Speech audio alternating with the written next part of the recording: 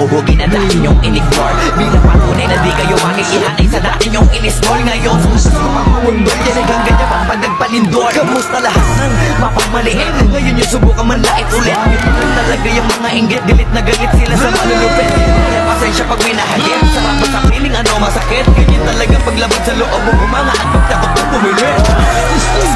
Buta yung nakapakasakit, ginigiit na wala akong talento pero isa ka sa napalakpak. Sige-sigilan nakakabuta, sa pagdinig mo ay isalpak. At sa mahina laman na awitin hanggang sa ang utak mo'y mabakbak. Ano ba? Nakakatawa lang lahat mga talangka. Pare-pareho na kinahiligan pero ba't naghihilahang pababa? Dahil kung di matanggap na kinayo ko na lahat ng hindi nyo magawa. Parang hinarap nyo lang mga karagatan na ang gamit ng ibang ka. Ibang ka na yata.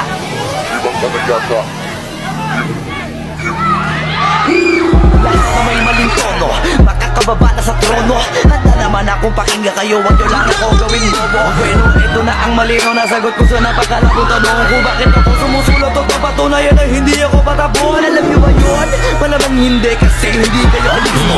Sa sumumulan nyo sa katotohanan lahat kayo ipinalisto. Hindi na uso dito palawakan ng koneksyon, kundi ka